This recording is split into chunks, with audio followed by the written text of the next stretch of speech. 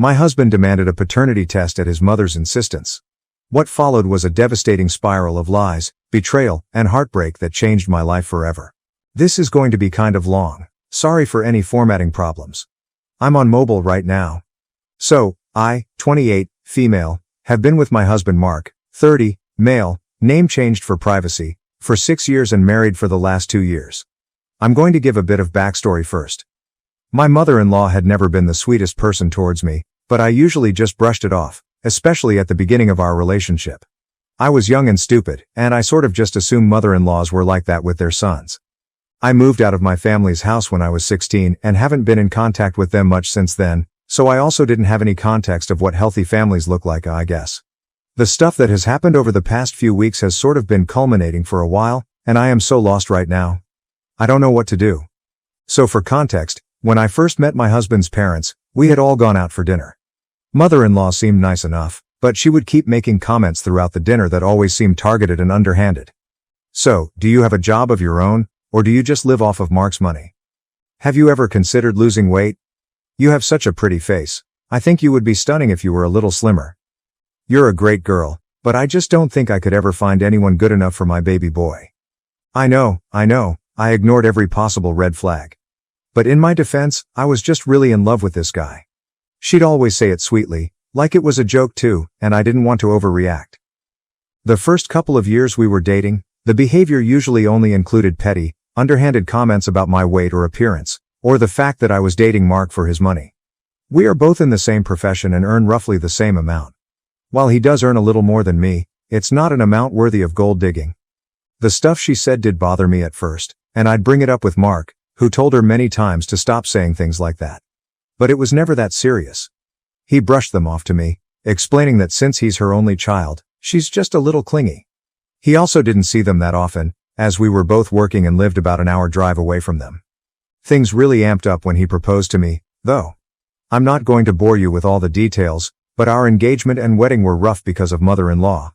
We had invited his parents to dinner to announce our engagement to them, and his mother lost it when she saw the ring.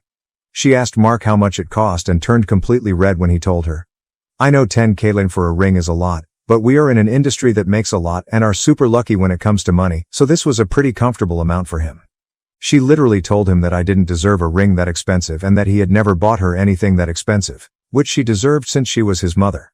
She also said that she didn't think he was really serious about me since we had been dating for 3 years by now. Mark told her not to be crazy and left it at that, but dinner was ruined, and everyone left pretty soon after that. His mom didn't talk to him for 3 weeks after that. She texted him afterward to apologize, saying she was just scared to lose her little man. During the wedding planning, she tried tampering with the guest list and the vendors and, you guessed it, wore a white dress to my wedding. Mark stood by me through all of this. We had passwords for all the vendors, and he made his mom change them. At the wedding, our first year of marriage was great. We wanted to start our family and started trying for a baby right away. Things changed when I got pregnant at the end of last year though. We surprised my in-laws at their house by making them a little gift basket with champagne, chocolate, and a tiny plaque that said Grandma.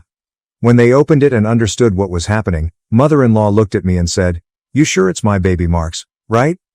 I was stunned, but she laughed and acted like it was all a joke, and the evening moved on. This was when she started commenting on my weight a lot more. "You've really put on a few pounds, haven't you? Be careful, or your husband's eyes might start to wander." I stayed thin during my whole pregnancy with Mark. "You should really stop being so lazy and put effort into looking good for my baby Mark." She talked about women she knew who would pass off another man's child as their husband's, and it always felt super targeted at me. She would even make jokes about how she sure hoped I wouldn't do something like that, basically insinuating that I cheated on my husband. I hated these comments and always asked her not to say things like that. She would tell me not to take things so seriously and that I couldn't take a joke. She also started bringing up Lauren, 30, female, Mark's ex from high school, and would talk about how skinny and petite she was and how she matched Mark better since they're both fit. These comments, mixed with all the pregnancy hormones, reduced me to tears a lot of times. At first, Mark would yell at his mom to stop talking to me that way, which pissed her off more. Around my 4th to 5th month though, he started acting more distant. He started visiting mother-in-law a lot more without me and would go over on weekends, even when I would beg him to stay because I was feeling sick or in pain. Around my 5th month, he stopped kissing me goodbye in the mornings before leaving for work, stopped hugging or kissing or even touching me at home, and would never show me any affection. I was really confused, but anytime I asked him what was wrong, he would get annoyed with me and tell me I was acting clingy and annoying or that he was just tired. He even suggested that I was just acting crazy because of my pregnancy hormones. I let it go and just tried to focus on myself and my baby, but I was sure mother-in-law was in his ear about me. When my baby was born 1 month ago, mother-in-law insisted on being in the delivery room. I did not want her there, but Mark said if I didn't let her come, he wouldn't be there for me either. I was just so emotionally and physically exhausted at this point that I gave in and allowed her to be there. My labor was painful and complicated, but holding my son is still the happiest moment of my entire life, and I would do it all over again for him. Literally right after they cleaned him and brought him back, Mark turned to me and went, "I want a paternity test." I was shocked. I thought it was a joke at first. He was serious though, and I was just so confused and kept asking why. I had never cheated on anyone or given him any reason to think I cheated. My job was remote while he had to go into the office, so I was almost always at home. My pregnancy was a difficult one too, so I literally had no chance or time to go and have a whole affair. He kept saying he wanted to make sure the baby was his and that he didn't want to pay for some other man's child. To hear him say those things about our baby just broke me inside a little. I agreed to do a paternity test because I had nothing to hide. 3 weeks ago, we got the results. You probably guessed from the title, but it came back negative. I knew there had to have been a mistake or something, but Mark just wouldn't even look at me. He packed his stuff and went to his mom's house, leaving me home alone with a 2-week-old newborn. I called over and over, but he wouldn't pick up. I texted him to say there had to be a mistake and suggested another test, but he didn't reply. 1 week ago, I finally got a call from him. I was a wreck by this point and just wanted some help with my baby. He said, "My mom was right, and I can't believe I married a woman like you." This is the moment things sort of clicked for me. What did he mean, his mom was right? At this point, I was 100% sure she fed him some garbage about me having an affair or being an immoral woman or something. I decided to call mother-in-law yesterday since Mark wouldn't reply to me anymore. When she picked up, I told her I wanted to talk to Mark and that he couldn't just abandon me with a 1-week-old baby after the complications I had during my pregnancy and in labor. She laughed on the phone and told me he wasn't home and that I deserved what I got. I got really angry at this. I was done with the whole family by this point, and I had my baby to think about now. There was no way I'd let them walk all over him the way they did me, and I just didn't want to put up with my mother-in-law's BS anymore either. I told her that I'm not sure what she thinks of me, but I never cheated and that the test was wrong. This was the turning point. She laughed again and told me she knew. She was the one who submitted the wrong sample to make sure the result came back negative because I didn't deserve her baby Mark, and she wouldn't let me baby trap him. She said he would never believe me or put some woman over his own mother, so to just let it go. I was sort of stunned for a second and didn't respond. She then started on a long rant about how she always wanted him to be with a woman who was good enough for him and who matched him in terms of looks. I guess she also brought up Lauren and how she missed her and why she wanted Mark to see that she was who he should be with. The paternity test was a way to apparently get him to leave me so mother-in-law could find someone who was actually suitable for him. I just hung up and have been sort of numb since then. I just can't believe an actual adult can behave like this. That brings me to right now. I texted Mark immediately after, letting him know what she said to me and to ask her himself. I don't know where to go from here. Should I get another paternity test? I'm thinking of getting a lawyer too, but I don't want to complicate things too much right now either. Should I take him back after that if he decides he wants back in? Any advice would be appreciated. Update 1. A quick update for everyone who asked.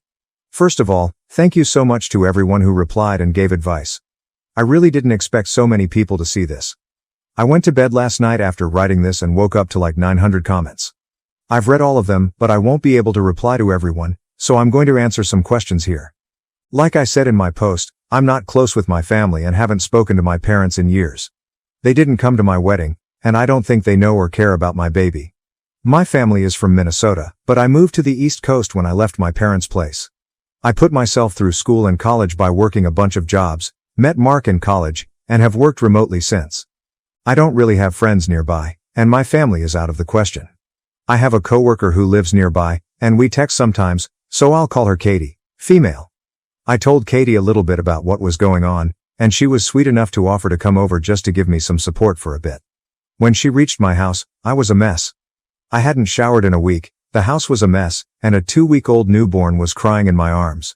I was so relieved to have her here and just started sobbing, Which was awkward because we weren't really that close. She was amazing though, and asked me what was going on. I didn't have it in me to explain, so I just showed her my original post. Katie has been a sweetheart and has been watching my son while I clean up and get myself some real food and a hot shower for the first time in 2 weeks. She's also been a rock for me right now and is furious for me. I'm going to be honest, it feels really nice to have someone on my side right now. That's about it for now. Some of you asked about my father-in-law, and I never said much about him because he doesn't really say much. I don't know what he thinks about me, but he's always been nice to me and sort of just ignores mother-in-law in general. I don't know why mother-in-law dislikes me as much as she does, but it doesn't have anything to do with race or religion like some of you suggested. We're all white and aren't religious. I have a feeling it's because I'm a slightly bigger girl and pretty tall, and Mark is really fit and into the gym a lot and stuff. I'm not obese or unhealthy by a long shot, I go to the gym too. I'm just not petite like mother-in-law and some of Mark's exes. That's my best guess, honestly. I'm also going to contact a lawyer today, so, yeah. I don't think I can ever look at Mark the same again, and I know I want a divorce now. I have screenshotted as many conversations I've had with mother-in-law and Mark from before this whole thing too, just in case. I'll also be getting another paternity test and will be giving him the results while I serve him papers. He still hasn't responded to my text, and at this point, I don't care and don't want my son to have a man like him as a father anyway. The fact that he didn't even bother talking to me about it before abandoning me and his son makes me so angry, and I just don't even want him around me anymore. Sorry if this is all over the place, but that's about it for now. Update 2. Hi everyone, it's been a very eventful couple of months, and I've got a lot of comments and PMs asking me for an update on my situation, so I thought I'd catch everyone up. Anyway, it's been 2 months since I last posted. About 2 days after my first update, Mark came home. I had the chance to clean up myself and the house, thanks to Katie, and had talked to a lawyer about divorce proceedings. Mark turned up early in the morning, looking absolutely terrible, unshaven and with eyes that looked like he'd been crying for the last 3 days. I wasn't expecting him. We sort of just stood there for a minute before he started sobbing and saying he was sorry. I know I said I wanted nothing to do with him anymore, but seeing him in front of me was hard. I'd loved this man for 6 years, and it was hard to let go of all that, and hearing him apologize felt really good too. I let him come inside, and we sat in the living room while I held my baby. He just kept crying and eventually asked if he could hold his son. The rage of the past few days came back, and I said no. He just nodded and let it go. After composing himself, he asked if we could talk, and I agreed because I wanted to know what he had to say. Thanks to a commentator here, I remembered to record the conversation on my phone. Basically, after I sent him the text explaining what mother-in-law had told me, he didn't want to believe it, but it kept eating at him for a while. Finally, he decided to confront his mom about it. She denied it, of course, and told him I was trying to baby trap him for his money and isolate him from his family. But it turns out father-in-law had enough of his crazy witch of a wife by then and told Mark everything. Apparently, one of mother-in-law's nephews worked at the lab the paternity test was sent to, and mother-in-law convinced him to switch up the results. Mark said that it felt like his entire world had crumbled in that moment because he realized how terrible of a husband and father he had been up until then and what a manipulative bitch his mom was. I'll be honest, it felt great hearing that. That wasn't the end though. Mother-in-law tried to get in Mark's head and tried to justify herself by saying that I called it. She thought I was too large and womanly for her perfect, handsome boy. She wanted him to divorce me and get back with his ex, who was, according to mother-in-law, prettier and more suitable for him. She also thought he was giving too much attention to me and our future baby, and it was taking precious time away from her. When he went over to her house during my 4th month, on one of those days I couldn't go, she had invited his ex, Lauren, and convinced Mark that I had been distant and irritable with him because I was having an affair. As I said earlier, I had a really hard pregnancy, and she tried to make him pay for another man's child. Lauren, who was tiny and admittedly very pretty, laid it on thick too, flirting with him every chance she got. Mark admitted to falling for his mom's manipulation and started seeing Lauren behind my back because he liked feeling wanted. So the entire time I was pregnant, he was the one having an affair. He swore they never slept together and only dated and kissed and stuff like that, as if that makes it better, and he called it off the week before I went into labor out of guilt. After telling me all of this, he begged me to forgive him and take him back and said he'd do anything for me. He'd cut his mom out from our lives forever if that's what it took.